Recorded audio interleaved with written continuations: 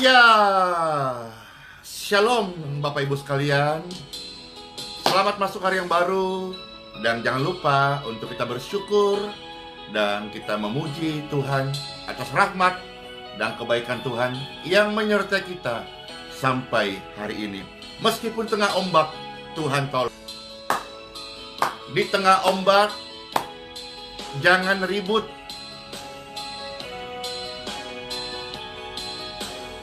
Percaya, Yesus tolong.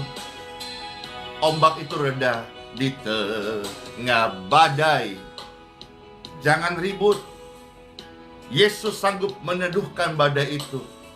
Bahkan pencobaannya ada, Dia berikan jalan keluar. Meskipun hidup kita hampir tenggelam, hampir putus asa, Tuhan akan memberikan tujuan hidup daripada Dia. Amin, amin, amin. Bagaikan kapal yang selalu diombang-ambingkan. Mungkin hidup kita nggak jelas kemarin, tapi hari ini ada tujuan yang pasti. Tuhan Yesus memberkati. Dia selalu sanggup menolong hidupku. Sama-sama katakan, Yesus perhatikan kehidupan setiap kita. Semua orang Yesus sayang. Yang sudah rusak tidak dibuang, tapi dibetulkan, dibenarkan. Itulah Tuhan Yesus yang baik, yang Pastor Andy beritakan pada seluruh dunia. Amin.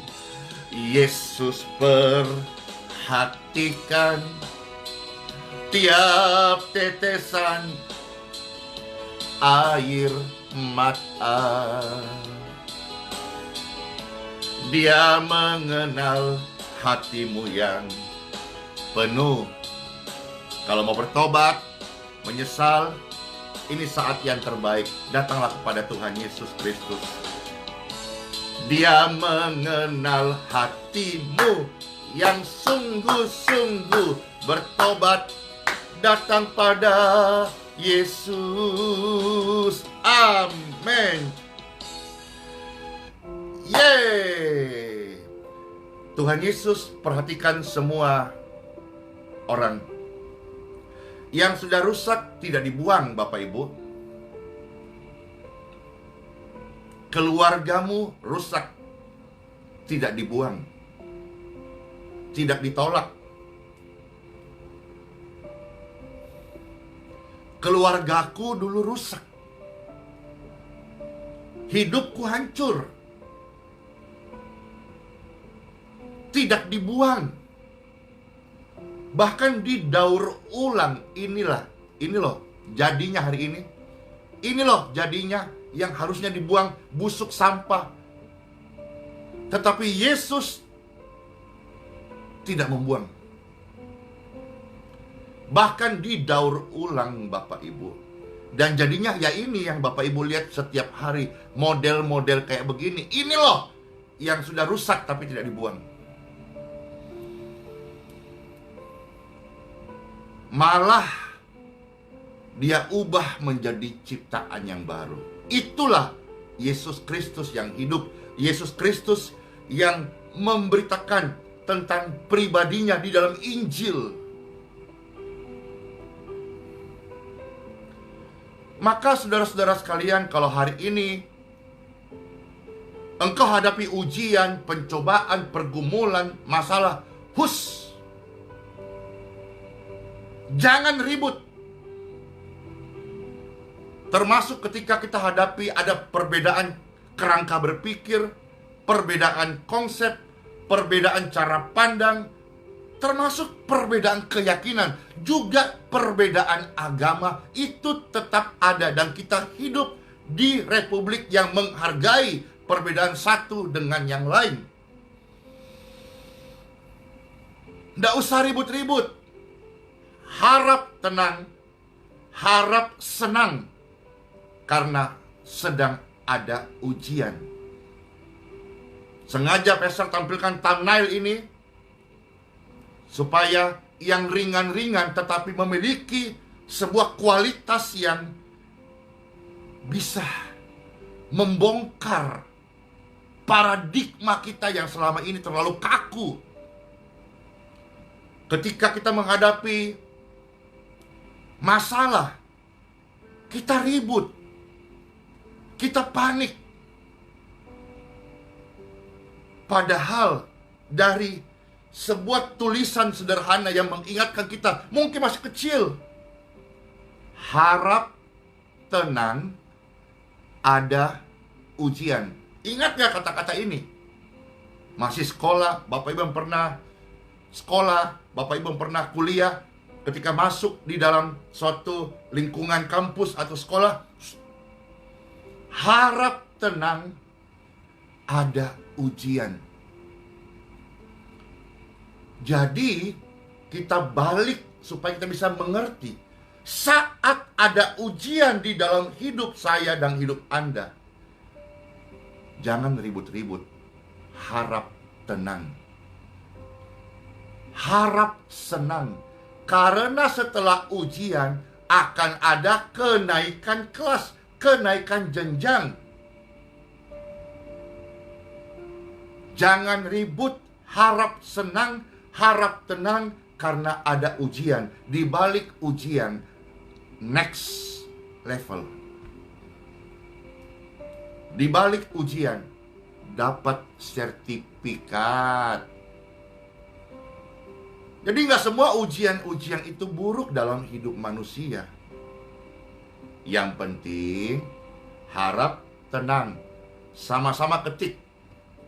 Paling tidak ucapin dia dalam hati.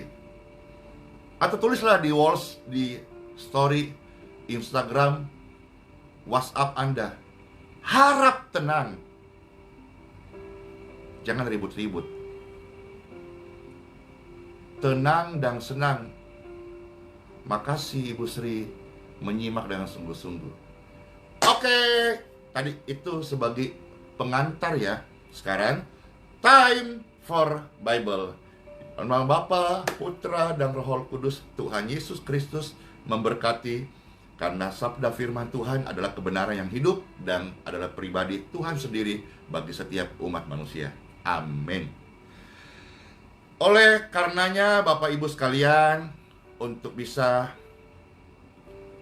memberkati setiap pemirsa dan pendengar yang terkasih, maka Pastor akan mencoba membuka beberapa ayat-ayat firman Tuhan sebagai penuntun hidup kita.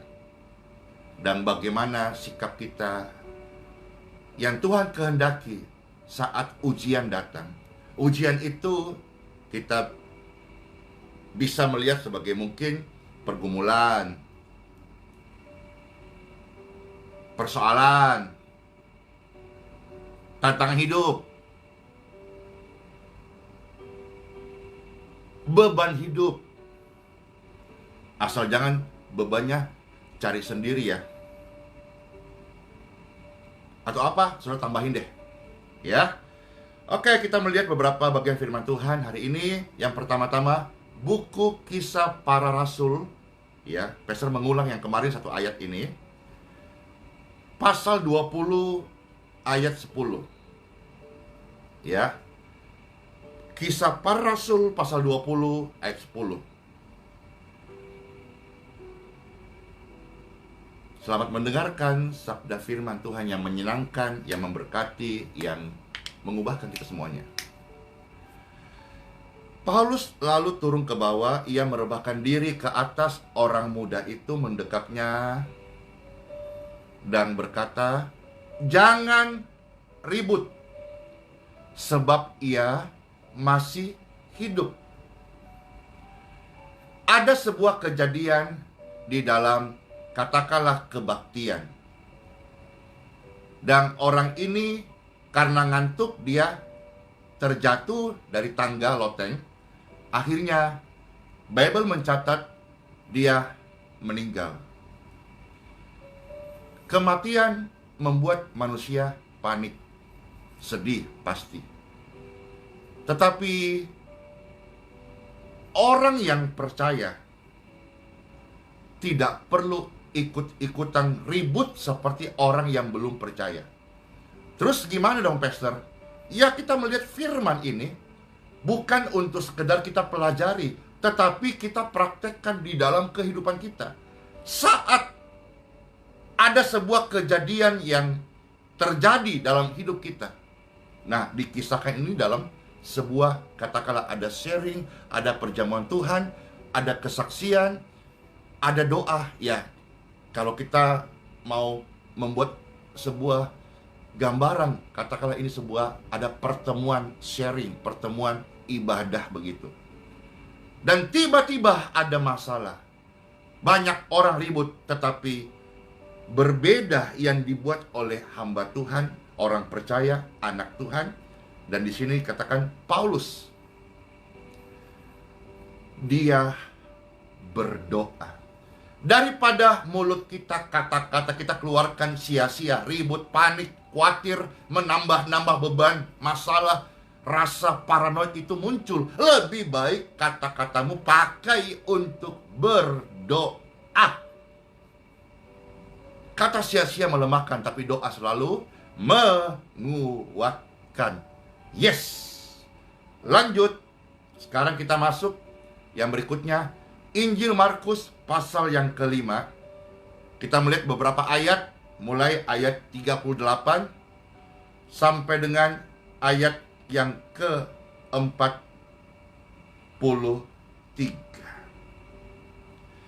Markus pasal 5 ayat 38 sampai dengan ayat 43.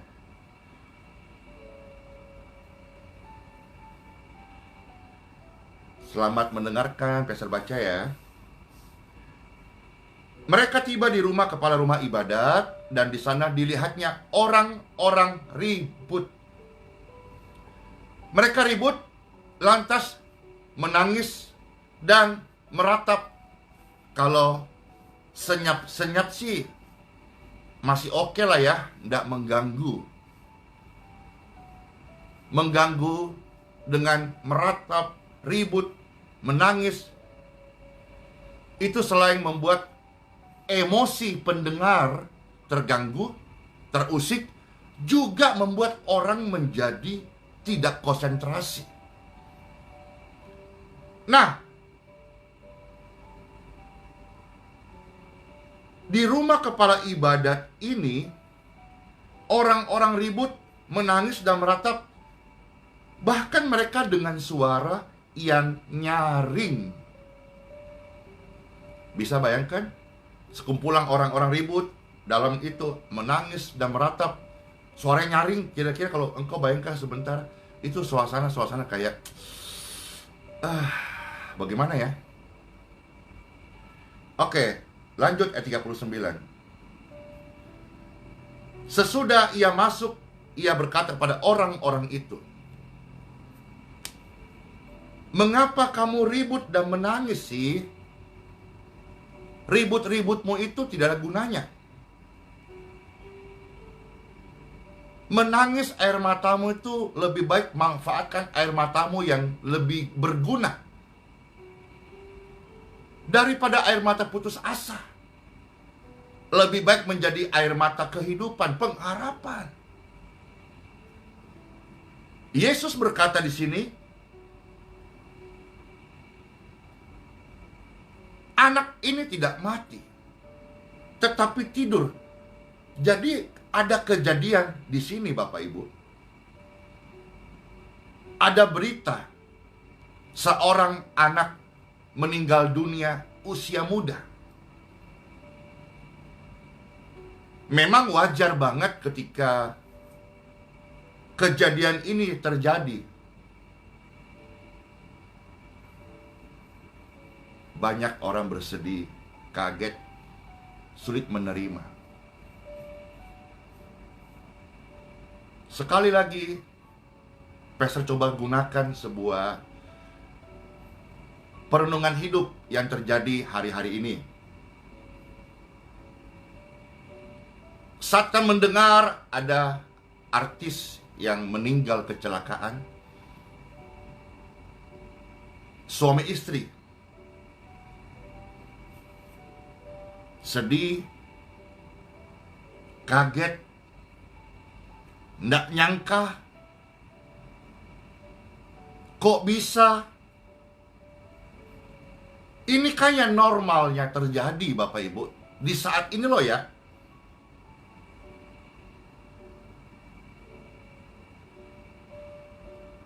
Tetapi firman Tuhan mau mengajar kita.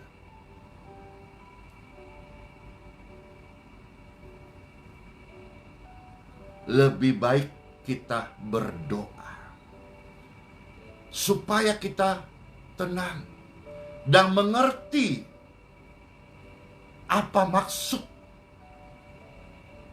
dari semua kejadian ini, serta di dalamnya kita boleh belajar sebagai manusia biasa ini untuk senantiasa berjaga-jaga, karena kita tidak tahu waktu mana dan kapan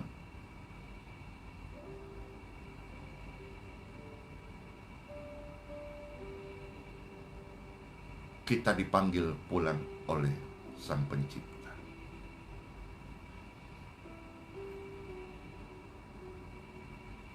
Ketika Tuhan Yesus datang ke tempat kejadian yang mana anak masih usia belia meninggal dunia, orang-orang pada ribut. Tetapi Yesus datang itu tidak bikin ribut. Tetapi Yesus datang memberi ketenangan, kemenangan, dan jalan keluar. Sedih pasti, nangis normal. Tetapi sekali lagi, Yesus datang tidak bikin ribut. Bahkan Yesus datang memberikan ketenangan, kedamaian, serta jalan keluar. Maka selalu saya katakan, Yesusku the answer. Yesusku adalah jawaban. Yesus berkata, anak ini tidak mati tetapi tidur. Yesus sedang memberikan cara pandangnya loh. Bagaimana supaya kita bisa belajar. Cara pandang itu jangan dilebih-lebihkan, tapi kita coba downgrade.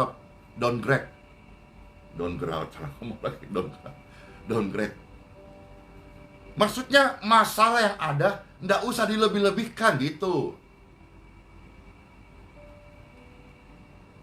Lihatlah masalah itu, yang besar ya dikecilin, yang kecil ya di skip aja dah.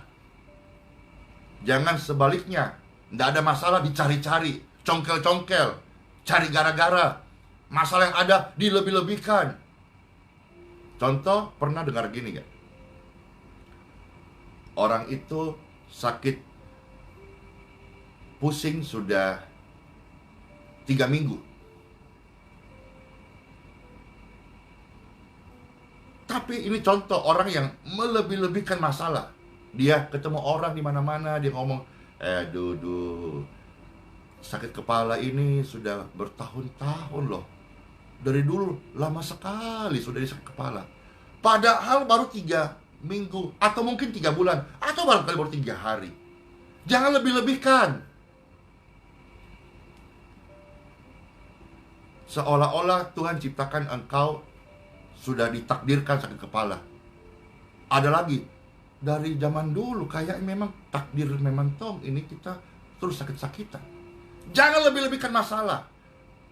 Bapak Ibu terkasih, orang yang percaya kepada Tuhan, dia anak Bapa, dan dia tahu Bapa pemegang kendali hidupnya. Kalau ada masalah, jangan ribut. Jadikan sebagai batu lompatan atau sebagai bahan koreksi hidup kita untuk mendewasakan. Jadi kalau masalah Bapak Ibu, jangan cari kambing hitam. Makanya kasihan, kambing hitam sudah habis, tinggal kambing putih. Di sini Tuhan sedang coba mendowngrade. Nggak usah panik, tidak mati, cuman tidur.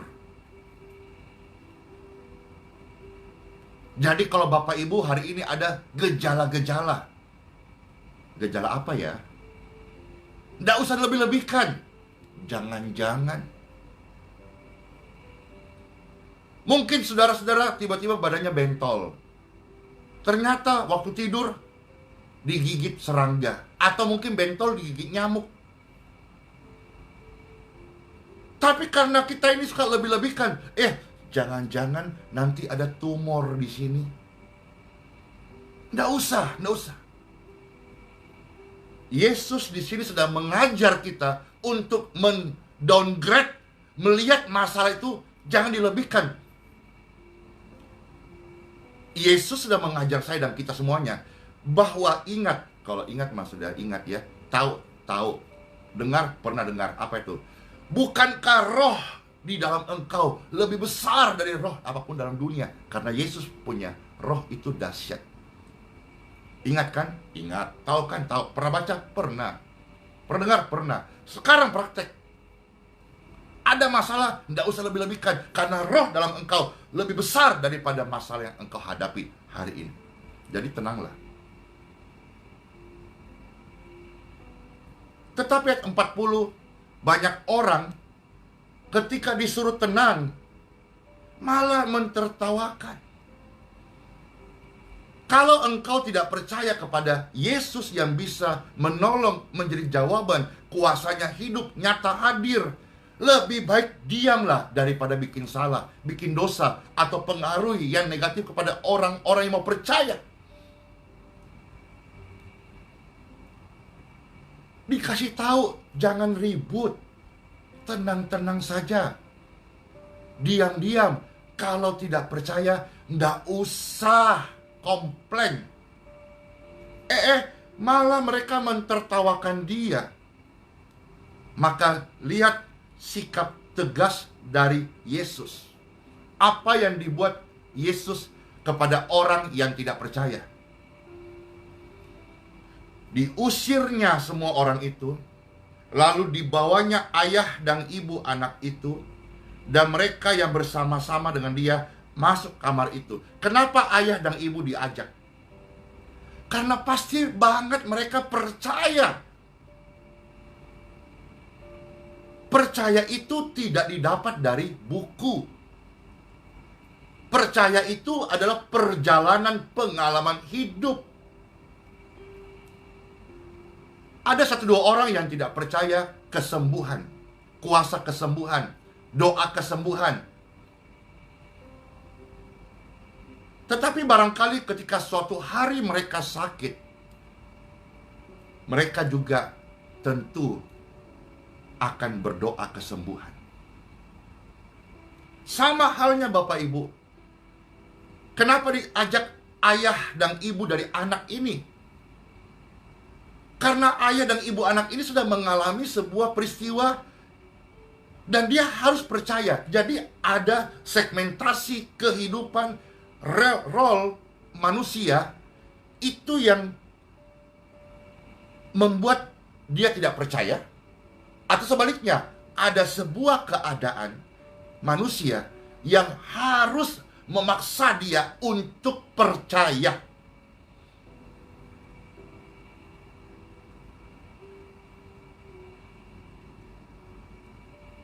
Engkau tidak percaya karena engkau belum mengalami. Pengalaman setiap orang berbeda-beda, dan pengalaman bukan dasar untuk orang harus percaya. Bukan dasar untuk semua orang harus mempercayai. Setuju. Tetapi kepercayaan itu akan kuat kepada setiap insan yang punya pengalaman. Ketika dikasih tahu, jangan ribut, diam-diam saja, malah tertawa. Maka Yesus harus mengusir mereka, dan yang dibawa masuk hanya yang percaya, yaitu ayah dan ibu anak itu. Ayat 41. Lalu dipegangnya tangan anak itu, katanya, talitakum, yang berarti, hai anak, aku berkata kepadamu, bangunlah. Seketika itu juga anak itu bangkit berdiri dan berjalan. Ini iman yang luar biasa. Dan iman yang luar biasa ini juga ada di dalam kehidupan setiap orang percaya.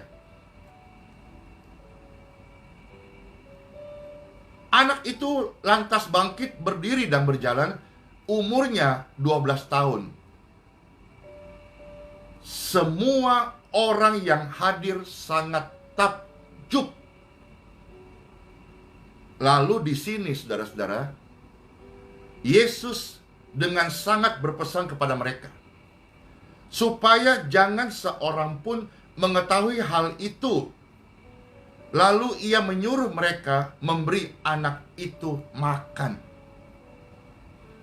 Ayat ini seringkali diambil sepotong, diekspos untuk menyerang pelayanan orang percaya yang mendoakan orang, baik doa pemulihan, doa kesembuhan, doa pelepasan. Ayat ini seringkali diambil untuk menyerang. Yang sedihnya diambil juga yang sama-sama percaya Bible, sama-sama percaya Tuhan Yesus. Maka saya bingung sebetulnya, Tuhan Yesus A, Tuhan Yesus B, Tuhan Yesus C. Masa beda sih? Sumbernya sama, Alkitab, Injil, Bible, firman Tuhan, PLPB. Tapi barangkali kerangka berpikirnya saja yang berbeda. Maka mari kita belajar untuk saling menerima sekalipun ada perbedaan. Perbedaan itu bukan permusuhan. Perbedaan itu adalah sebuah warna. Dan warna itu adalah keindahan. Kalau kita bisa melihat sebagai rekan. Tapi kalau kita melihat sebagai kompetitor, sebagai persaingan, maka kita akan melihat itu semua sebagai musuh. Nah, di sini saudara-saudara, kalau kita melihat kembali Markus pasal 5 sebelum ayat 43, kenapa Yesus berpesan kepada mereka supaya jangan seorang pun mengetahui hal itu? Lalu beberapa orang berpikir Yesus nggak mau diekspos. Kenapa sekarang hamba Tuhan mengekspos pelayanan doa yang ada? Kenyataannya juga Bapak Ibu yang tidak doa kesembuhan, Bapak Ibu yang khotbah-khotbah saja, kebaktian-kebaktian, atau sharing dari kamar, atau wawancara, atau buat podcast, kan juga diekspos juga. Karena ternyata kita sadar, kalau jujur ya, kan talenta masing-masing. Kalau talentanya memang talking only, ya pasti diekspos talking only. Kalau talentanya memberi, jangan diserang dengan katanya tangan kanan, tangan kiri memberi, jangan tahu tangannya bukan. Memang dia mengekspos itu supaya dunia melihat bahwa masih ada orang yang suka memberi. Kalau orang yang dikasih karunia Tuhan untuk menyanyi, jangan dilarang dong kalau dia menyanyi sambil diekspos, live streaming, podcast, bikin video klip. Jangan dilarang. Dia nggak pamer, dia sedang mengekspos talent yang Tuhan kasih, Bapak Ibu. Dia bukan pamer. Ada orang yang memang wajah cantik, suka make up, dia bikin tutorial gitu. Dia nggak pamer wajah kok. Memang dia cantik. Dia sedang mengajar wanita-wanita, begini loh cara hidup cantik, cara pakai apa itu namanya, gincu kah, maskara kah, apa itu nama-namanya. Biasa tidak hafal. Tapi bagi orang yang tidak mengerti atau mungkin kerdil cara berpikirnya, itu sih perempuan pamer. Tidak, Bapak Ibu. Dia sedang tutorial bagaimana cara supaya wajah ini cantik, supaya yang jelek-jelek ikut cantik. Jadi jangan iri. Nah, di sini Bapak Ibu, kalau kita melihat kenapa Yesus melarang? Bukan Yesus nggak mau diekspos, bukan. Tetapi Yesus sudah mengajarkan kepada kita, kamu jangan berharap sebuah kesaksian yang membangun dari sumber orang yang tidak percaya. Orang yang tidak percaya tadi udah diingatkan, bahkan ditegur, ditegasin, diusir. Orang-orang model begini, Yesus mengajar kita, jangan percaya kesaksiannya. Jangan percaya omongannya. Karena omongannya akan diputar balik. Contohnya, mungkin waktu takjub. Oke. Dia keluarnya, itu mungkin Yesus kuasa Belzebul. Dan seterusnya. Maka Yesus melarang. Dan Yesus tidak butuh kesaksian dari orang yang tidak percaya. Termasuk Yesus tidak butuh dibela. Firman Tuhan itu membela saya dan membela umat yang percaya kepada firman Tuhan Yesus. Tidak perlu ada hamba pembela kebenaran di dalam iman yang saya pelajari. Maka dengan sangat Yesus berpesan, tidak usah banyak ngomong, tidak usah beritakan. Karena pemberitaan dari orang yang tidak percaya itu bukan menguatkan, tapi malah melemahkan.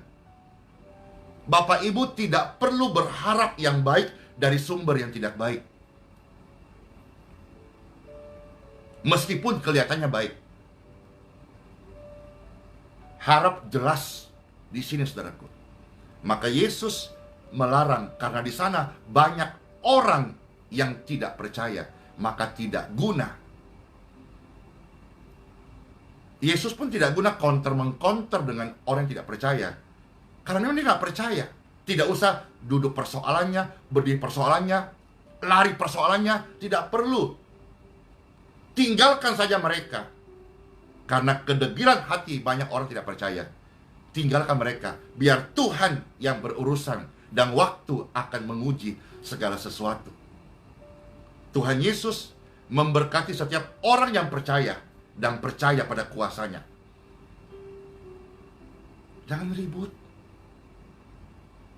Kalau engkau tidak percaya, diamlah. Lanjut. Sekarang kita mau lihat bagaimana sikap Tuhan Yesus mengajar kita saat badai datang, saat persoalan datang, saat masalah datang. Yesus mengajar kita lewat peristiwa murid-muridnya yang terambil dari Injil Matius pasal yang ke-8 mulai ayat 24 sampai dengan ayat 27.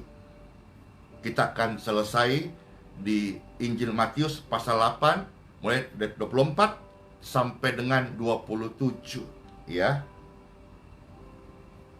Matius pasal 8 ayat 24 27. Pastor baca ya.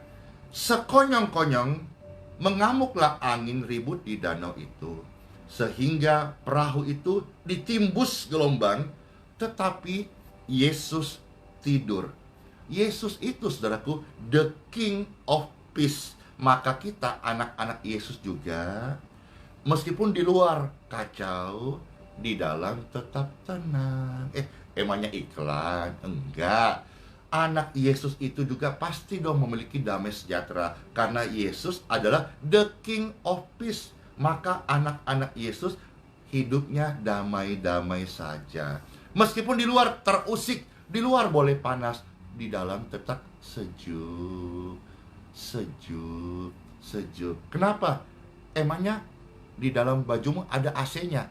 Bukan AC, tapi ada the King of Peace. Ada Raja Damai. Maka di luar orang panas-panasan, kita tetap damai. Bukan AC, tapi ada Yesus. Dan ketika ada gelombang besar, angin ribut datang, Yesus mah santai aja. Santai bro, santai sis. Jangan panik, tenang saja. Yesus tenang. Kan dia Yesus. Iya memang dia Yesus. Saya anak Yesus. Maka saya juga tenang-tenang aja. Ya, tenang saja. Nah, sekarang ayat 26, Matius pasal 8.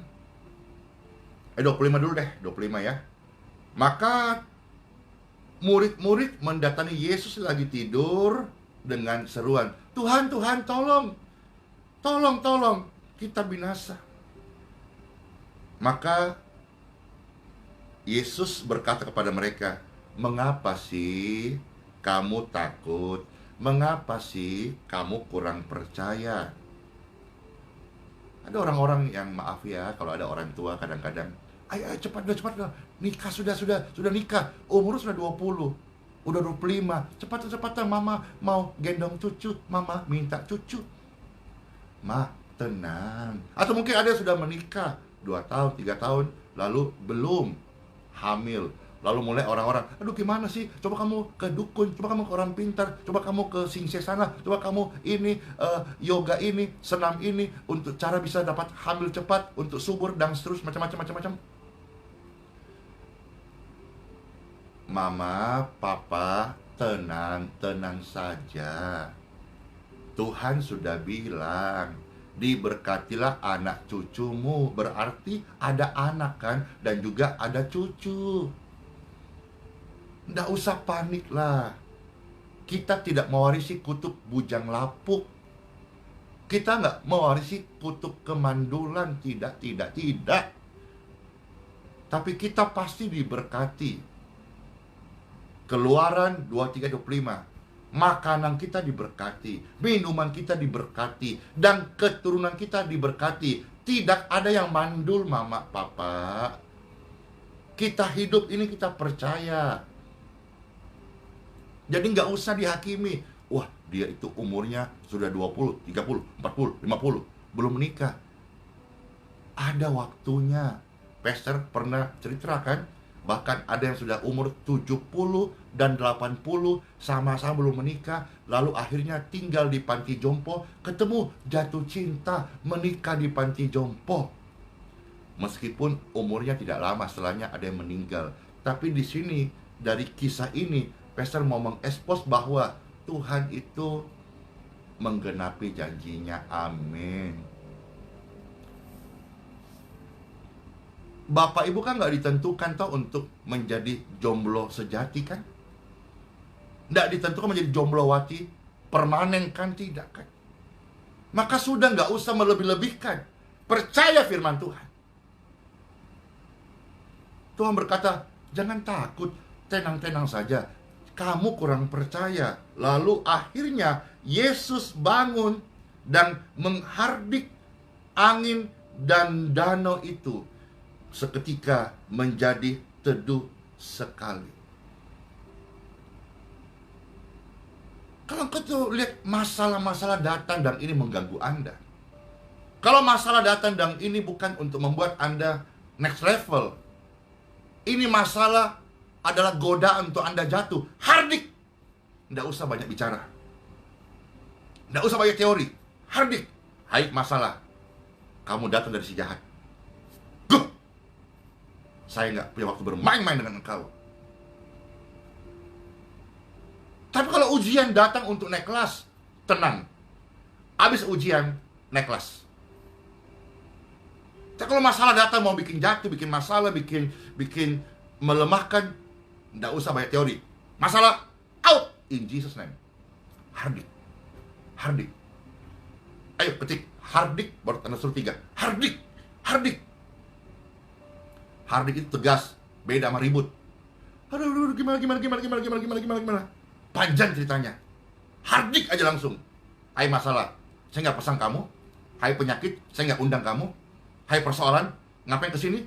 Out. Jelas.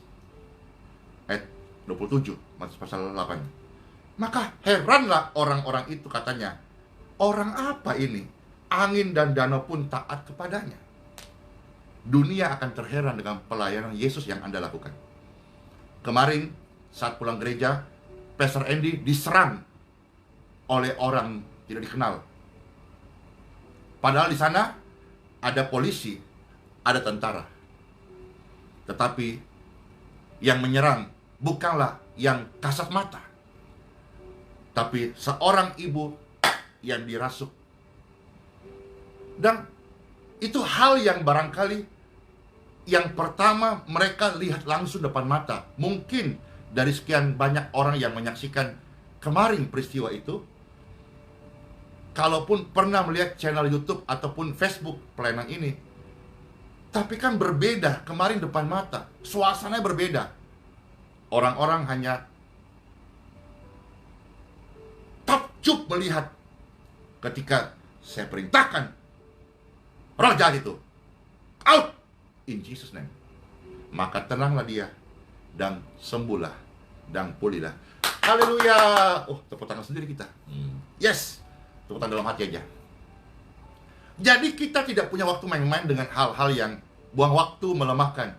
Kalau ujian datang itu untuk naik kelas, diam, jangan ribut, senang-senang kita karena habis ujian naik kelas. Tapi kalau datang godaan dari setan mau bikin masalah, nggak usah panjang lebar, hardik. Karena di tubuh orang percaya ada Roh Kudus. Amin buat sabda firman Tuhan. Terima kasih buat sabda firman Tuhan. Praktekkan apa yang sudah Bapak Ibu dengarkan hari ini. Selamat melayani Tuhan dan selamat menghidupi firman Tuhan. Ada masalah, ada pergumulan, ada tantangan, nggak usah ribut. Kalau engkau melihat ini sebagai ujian naik kelas, udah, happy, senang, jalanin. Kalau engkau melihat ini sebagai sebuah godaan yang membuat Anda jatuh, hardik, selesai. Nggak usah pakai menangis, pakai bawang bombay, pakai tarian India. Nehi. Nggak usah. Tuhan ada bersama kita. Firman-Nya ini tinggal di hati orang yang percaya. Ini benih surgawi. Ingat, tubuhmu bukan rumah sakit. Tubuhmu bukan sarang penyakit. Tubuhmu bukan rumah kelemahan. Mulutmu bukan tempat sampah. Mulutmu bukan kebun binatang. Mulut kita adalah tempat keluarnya kesaksian iman, tempat firman Tuhan disuarakan. Mulutmu adalah mulut yang dipakai oleh Sang Pencipta untuk menguatkan orang lain. Tubuhmu adalah rumah kesembuhan. Tubuhmu rumah kesaksian. Tubuhmu rumah Roh Kudus. Tanganmu tidak lemah. Tanganmu kuat untuk menopang sesama kita. Bukan untuk menjatuhkan, apalagi untuk menyandung. Bukan untuk mendorong orang supaya celaka. Tidak. Tangan orang percaya itu tangan yang diurapi untuk mendoakan orang sakit, untuk membantu sesama, untuk mengangkat yang lemah, untuk mengangkat yang jatuh. Pikiranmu itu bukan medan iblis bermain, bukan mahkamah kegelapan. Pikiran kita adalah tempat firman ini menguasai seluruh hidup kita. Tubuhmu bukan alat melakukan dosa, tetapi melakukan kebenaran dari teladan dan kesaksian. Angkat tangan saudara. Diberkatilah setiap tangan dan seluruh hidup pemirsa dimanapun berada. Aliran kasih Yesus yang sudah tersampaikan sabda firman ini membawa setiap kami menjadi semakin serupa dengan Kristus. Terima kasih Tuhan, karena Engkau mau pakai setiap kami yang tadinya kami orang biasa. Oleh kemurahan-Mu, meskipun kami tidak mengerti banyak hal tentang ilmu teologi, atau kami belum berpengalaman di dalam melayani pekerjaan Tuhan, tapi Tuhan mau pakai kami semua di akhir zaman ini untuk menjadi saksi. Kami tidak mampu mengkontrol mulut orang lain terhadap kami, tapi kami bisa mengkontrol hidup dan mulut kami sendiri untuk memberkati sesama kami, bukan mengutuki. Lebih berbahagia memberi daripada menerima.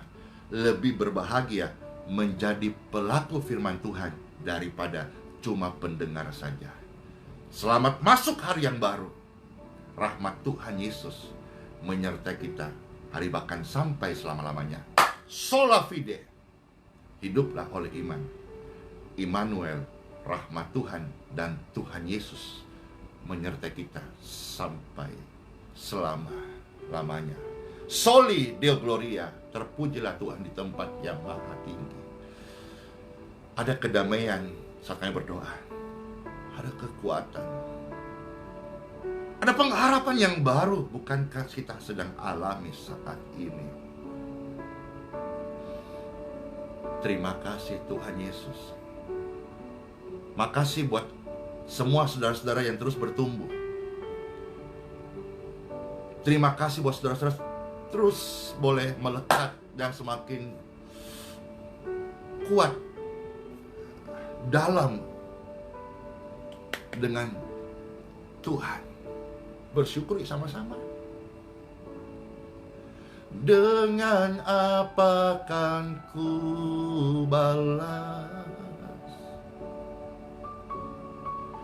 segala kebaikanmu?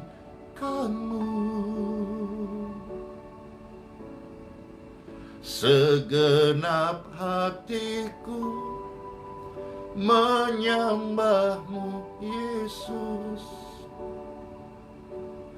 Ku bersyukur padamu. Dengan apa kan ku balas? Selamat masuk hari yang baru Bapak Ibu terkasih. Tuhan Yesus memberkati. Biarlah kasih kita terus bertumbuh dan bersyukur kepada Tuhan, dan bisa dirasakan oleh orang di sekitar kita, sesama kita, dan juga berdampak yang baik untuk pelayanan kita masing-masing. Selamanya, selamanya, selamanya. Closing statement Pastor Andy adalah tidak selamanya ujian datang kita harus hindari. Tidak selamanya ujian datang itu kita harus kutuk atau hardik. Seringkali ujian datang untuk membuat kita naik kelas. Bless you. Dadah. Pastor close ya. Sampai ketemu dalam berkat Tuhan. Umur panjang di pelayanan berikutnya. Shalom.